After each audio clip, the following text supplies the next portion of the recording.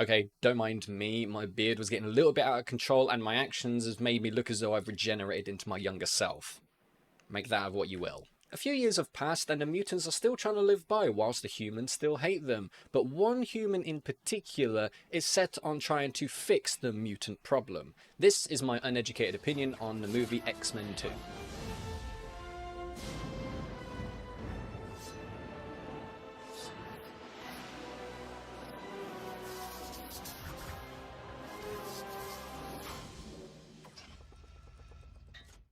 So, just like with my first X-Men video, ew, no talk of the director, let's get this on with. This is the first movie in a franchise that has what I consider to be the main X-Men theme of the entire franchise. It is really good, and I think completely underrated. Composed by John Ottman, who had worked on future X-Men projects, the Fantastic Four movies that came out in the 2000s, Superman Returns, and Nice Guys. He also worked on movies as an editor, like the future X-Men movies and Bohemian Rhapsody. Oh dear. I'm looking at Rami right at looking at me. Better thank me. Thank you so much, Brian May and Roger Taylor, The film is a really good reintroduction into the world where we see a lot of old and new faces, and I really enjoy how it steps up the usage of a lot of the powers in very mundane and small scenarios, like blowing on the soda to make it cold, Pyro manipulating the flames on the cigarette, and Xavier halting everyone in the exhibit. Okay, that's not quite as subtle, but you know what I mean. It does make you wonder though how no one tries to bring up the security footage of that event happening in the exhibit. It'd have really shocking footage to discover and a really good source to use against the mutants, but whatever. Just like with the previous movie, this one perfectly mirrors the everyday problems that those under discrimination go through, like the quotes of, "Have you tried not being a mutant?" and Logan closing his claws and getting shot immediately. I even love Nightcrawler and Mystique's short conversation. It's a small scene, but I think it is so vital to have as it emphasizes what the mutants have to be put through. Then why not stay in disguise all the time? You know? Look like everyone else. Because we shouldn't have to. When they have those moments, it is really that easy to understand what people are trying to go through, but I guess people just want to stay bigoted or incredibly stupid. Or both. No, they're both. Ian McKellen returns as Magneto, and he still carries such a presence among the other cast members, still having his strong viewpoints and convincing the more impressionable about the powers that they hold.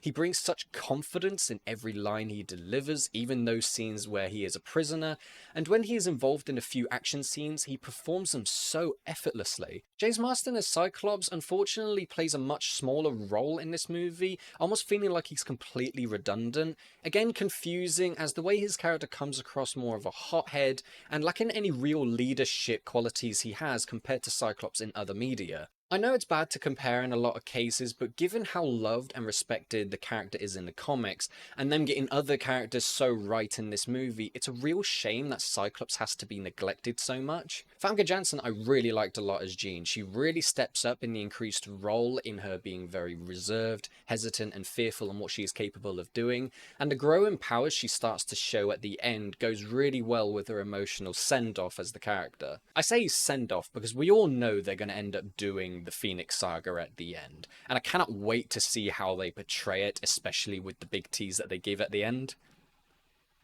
It's not good, is it? With the newer characters introduced, Alan Cumming plays Kurt Wagner, or in the Munich Circus, better known as the Incredible. And what can I say? What an introduction to the character at the start of the movie in the attack on the White House. The sound design is incredibly good. What better sound to translate the BAMF from the comics? Alan is best known from his previous roles in the likes of Spy Kids and Son of the Mask.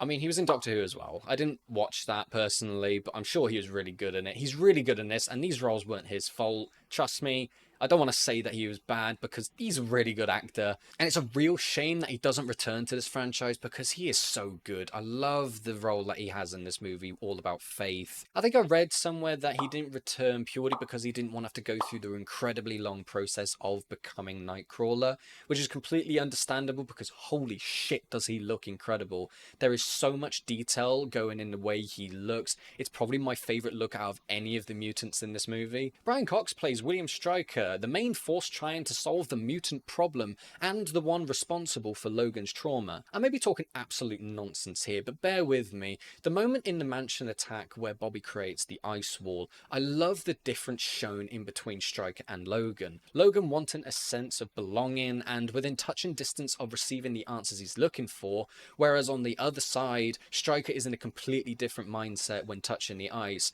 more in how he wants to destroy it or in awe of how to use it against the mutants. That's what makes Striker for me a very interesting villain, having absolute loathing for mutant kind, but then using them in order to destroy each other. Speaking of Logan, Hugh Jackman is really great, other than the part where he just sounds like he's one of those guys when talking to Jean in that one scene.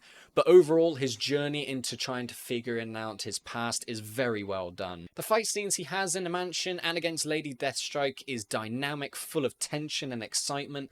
Like mentioned in my first X-Men video, I love the usage of flashbacks and dreams to show the horrifying experiments that he went through. No wonder he can't remember any of that shit, because the trauma that he went through definitely would have had a toll on your mental state. Wait, you're telling me it wasn't the experiment that messed his mind up? Are you Overall, this is a really strong movie, and I loved how the story built upon the first one, and I'd even consider it to be superior. It has really strong new characters, and having the adversaries of the previous movie team up with the X-Men in order to take down a much bigger threat is really well done. The budget of this movie was $110 million, an increase from the first one, and it earned in total $407.7 million, a solid return from the worldwide box office. And just like with the other opinion videos, let's give the trailer a watch, see if it's any good.